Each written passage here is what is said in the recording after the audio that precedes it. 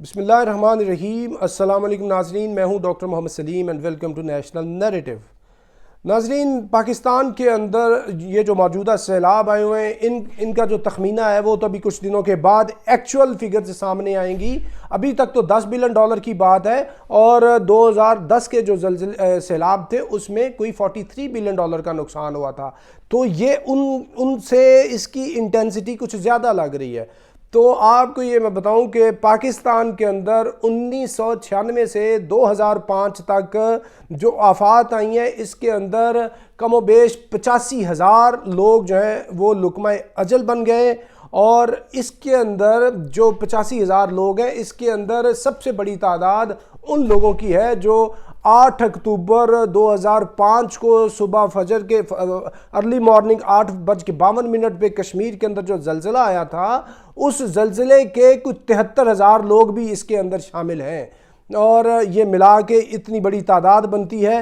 اور تقریباً پاکستان کے اندر ہر سال کم و بیش 30 لاکھ لوگ جو ہیں وہ اس طرح کی قدرتی آفات کا شکار ہوتے ہیں، ان سے متاثر ہوتے ہیں، وہ سیلاب ہو، ٹڈی دل ہو، وہ قحط سالی ہو، وہ خوراک کی کمی ہو، یا کوئی اس طرح کی دوسری آفات ہوں۔ تو پاکستان کے اندر یہ جو چیز ہے، یہ جو ابھی سیلاب آئے ہیں، یہ آپ اس کو قدرتی آفت کہتے ہیں یا آپ اس کو مس مینجمنٹ کہیں، کیونکہ یہ سیلاب آپ دیکھیں اس کے اندر تو مڈ ہاؤس ہی زیادہ تباہ ہوتے ہیں، یا وہ چیزیں جو بیڈ آف دا ریور کے نزدیک یا غلط جگہوں میں بنی ہوئی ہیں وہ لوگ زیادہ تباہ ہوتے ہیں۔ یہ جو سیلاب آتا ہے، اللہ اس تباہی سے، اس آفت سے بچائے، لیکن اس سیلاب کے اندر کبھی جو بڑے گھر ہیں، جو عمرہ کے محلات ہیں، وہ کسی جگہ پہ بھی ہوں، وہ جاتی عمرہ پہ ہوں وہ کسی جگہ کے اوپر بھی ہوں، ان کو تو کوئی زک نہیں پہنچتی۔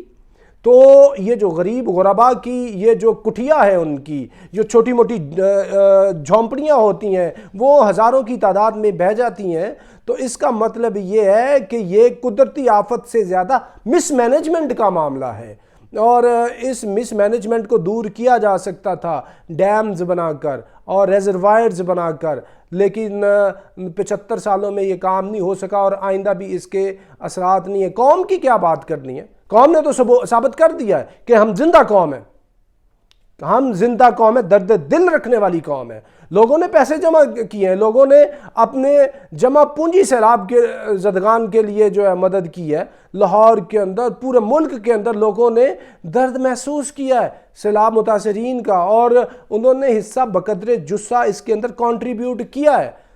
وہ جو کر سکتے تھے اپنی بساط میں وہ کر رہے ہیں، معاملہ صرف ان کا ہے کہ جنہوں نے اس کو ایک مس مینجمنٹ کی بجائے قدرتی آفت قرار دے دیا ہے، قدرتی آفت کی شکل میں وہ لوگوں کے ذہنوں میں بٹھا دیا، جو کہ قدرتی آفت نہیں ہے بلکہ ان کی مس مینجمنٹ ہے، جو کہ انہوں نے ڈیمز نہیں بنائے، ریزروائرز ہی بنائے، اور پیش بندیاں نہیں کی سیلاب سے بچنے کے لیے۔ ناظرین، آگے ہم بات کرتے ہیں کہ پاکستان کو آئی ایم ایف نے دوبارہ سے بیل پیکج جو وہ ہے قسط جو ہے وہ اس کی منظوری دے دی ہے، اور اس کے تحت آئی ایم ایف نے قرضہ منظور کر لیا ہے۔ پاکستان کو $1.1 ارب کی قسط جاری ہوگی۔ ایگزیکٹو بورڈ نے اسٹاف لیول معاہدے کی توثیق کر دی ہے۔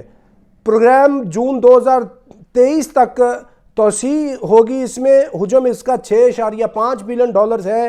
شرح سود میں اضافہ، بہتر اقدامات، توانائی نقصانات، کم ٹیکس آمدن بڑھانا وغیرہ وغیرہ۔ تو یہ جو آئی ایم ایف نے قرض دیا ہے، یہ ایک طرف تو ٹھیک ہے، اچھی بات ہے، ملک دیوالیہ ہونے سے بچ گیا ہے، لیکن آپ یہ دیکھیں کہ پاکستان کا یہ 23واں پروگرام ہے۔ پہلا پروگرام جو ہے وہ جنرل ایوب نے شروع کیا، اور 2 پروگرام انہوں نے فی الفور ہی لیے۔ اس سے لے کے اب تک پاکستان جو ہے قرضے کے چنگل میں پھنسا ہوا ہے، اور قرضہ نہیں ملتا تو پاکستان جو ہے وہ مرنے کے قریب ہو جاتا ہے۔ اور یہ قرض لے کر یہ سارے جو ظالم لوگ ہیں جو اوپر بیٹھے ہوئے ہیں، یہ کرتے کیا ہیں؟ یہ سیلاب آیا، سیلابوں میں پیسہ نہیں لگتا، ہیلتھ پہ پیسہ نہیں لگتا، ایجوکیشن پہ پیسہ نہیں لگتا، اویئرنیس پہ پیسہ نہیں لگتا، لوگوں کے معیار زندگی کو بلند کرنے کے لیے پیسہ نہیں لگتا، پاورٹی کو ختم کرنے کے لیے پیسہ نہیں لگتا۔ پیسہ یہ جو آتا ہے، یہ آدھا پیسہ سود کی ادائیگی میں چلا جاتا ہے، اور باقی جو میگا جو پروجیکٹس ہیں، جو کنسٹرکشن کے بڑے پروجیکٹس ہیں اور ڈیولپمنٹ کے بڑے پروجیکٹس ہیں، جو انہی بڑی کمپنیوں کو دے دیے جاتے ہیں جو کہ یا تو ادھر نمائندے ہوتے ہیں یا جن کی کنیکٹیوٹی ہوتی ہے آئی ایم ایف اور اس طرح کے بڑے جو انٹرنیشنل مانیٹری انسٹیٹیوشنز ہیں، ورلڈ بینک، اے ڈی بی اور اس طرح کے بینکس کے لوگ، جس کی واضح مثال دا کنفیشنز آف اکنامک ہٹ مین میں جان پرکنز نے بتا دی ہے۔ تو یہ جو آئی ایم ایف ہے، دس از سوسائڈل فار پاکستان۔ پاکستان کو سوچنا ہوگا کتنی جلدی ہم آئی ایم ایف سے نکلیں۔ جب تک نہیں نکلیں گے تو پاکستان کی ایسے ہی وہ گردن جب چاہیں گے مروڑ دیا کریں گے۔ ٹرکی نکلا ہے اور دنیا کے کتنے ملک نکلے ہیں، تو اس پہ پاکستان کو سوچنا ہوگا۔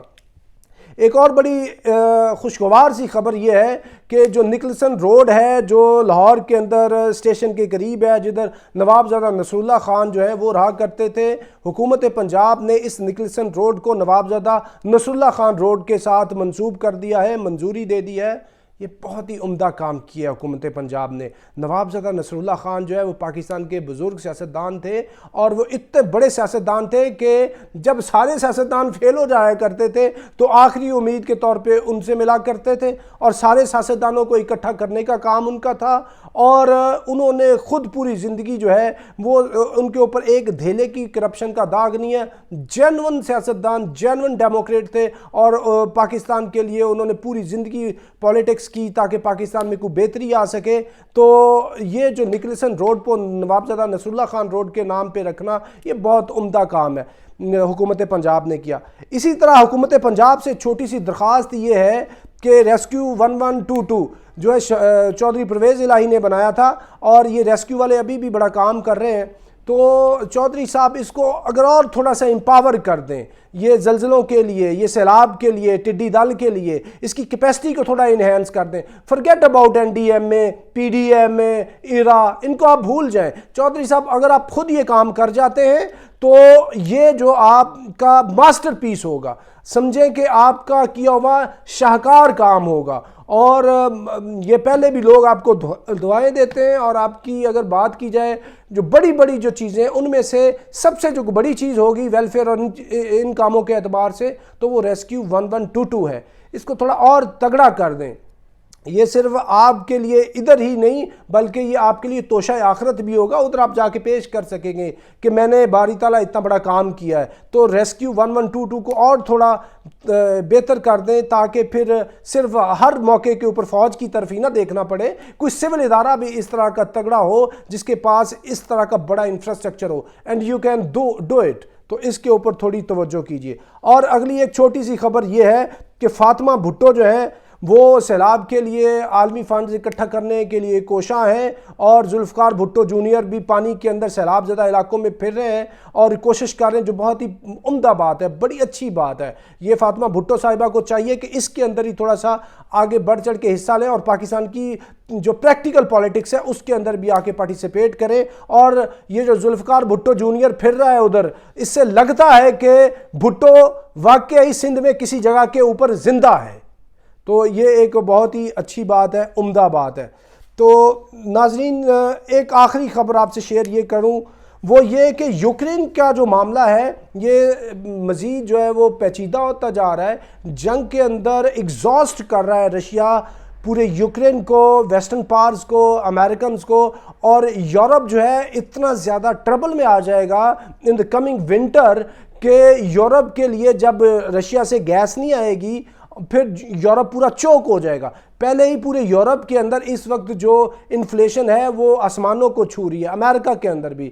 تو جب ان کو سردیوں کے اندر گیس نہیں ملے گی، اتنا یخ بستہ جو یورپ ہے وہ گرم نہیں ہو سکے گا رشین گیس کے ساتھ، تو پھر ان کی چیخیں نکلیں گی، پھر ان کو پتہ چلے گا کہ روس نے کدھر پھنسا کے مارا۔ جیسے رشیا میں انویڈ کرنے گیا تھا ہٹلر اور نپولین بوناپارٹ، تو جو رشیا کی سنو ہے ادھر جا کے یہ پھنس گیا تھا۔ ابھی جو یورپ کو نئے طریقے سے پھنسا رہا ہے رشیا، وہ یہ کہ ان کو ایگزاسٹ کر کے، جنگ کو لمبا کر کے، تو یہ یورپ کو مارے گا۔ جو یوکرین ہے یہ دیکھے گا کہ اس کی وجہ سے نہ صرف یورپین خطہ بلکہ پوری دنیا کے اندر گیس، ایندھن اور خوراک کے مسائل آئیں گے، اور اس کی وجہ سے قیمتیں بڑھیں گی۔